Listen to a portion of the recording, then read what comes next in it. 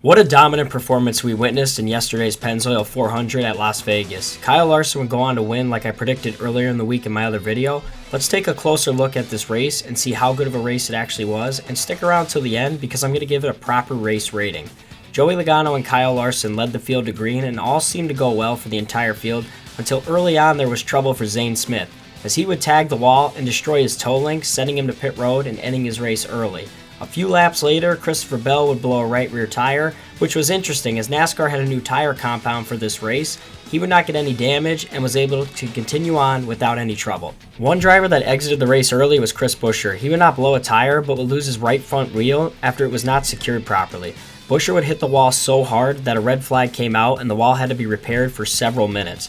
This race early on had an odd vibe, as the early tire troubles led me to think that we were about to see another 2008 Brickyard 400 situation, but this was the last we saw of any tire situations for the rest of the race. Also early on, we saw a few other drivers who I had picked in the earlier video in this week who had dominant cars and were in the top 10 for the entire race. Then one of the oddest things would happen as a massive piece of debris about the size of a large garbage bag ended up on William Byron's car. He dropped immediately from inside the top 10 to 20th in one lap. The engine reached 350 degrees but remarkably didn't blow up.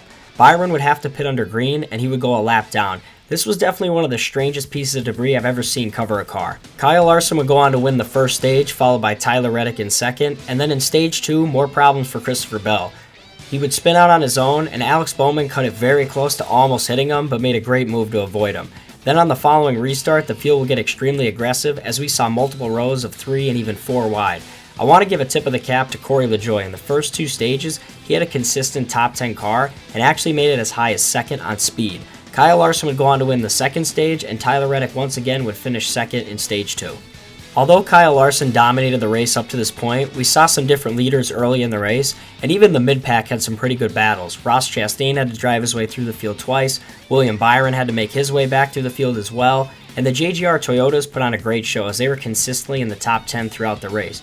Some of the drivers that also get the tip of the cap is Noah Gragson and Austin Dillon. They ran in the top 10 for most of the day. Austin Dillon would eventually fall off and fall into the top 15-20 range, but Noah Gragson held his ground all race and ends up getting a top 10, finishing 6th place. A great run for that team, and they really needed it. Corey LaJoie would spin out on his own in turn 2 with less than 40 to go, setting up an opportunity for cars to come in and pit. Ross Chastain would be the only one to gamble and take 2 tires, and he would actually hold tough for a few laps versus Kyle Larson. Once again in the closing laps, we would see the duo of Kyle Larson and Tyler Reddick battling it out, but this time it was for the race win. Reddick would give Larson a run for his money, but ultimately Larson would hang on to win, capturing his first victory of the season and his 3rd at Las Vegas and Cup.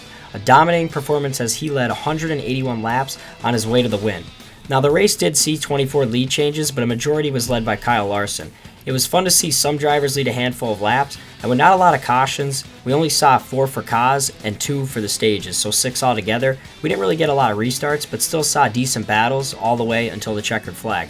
I'm going to give this race a deserving 7 out of 10 rating on everything, all aspects included. On this scale, I'm going to say 7 out of 10. That was probably a pretty good mile-and-a-half race for the next-gen car. Not one of the better ones, but I will say it was still pretty entertaining, even if you were a casual fan.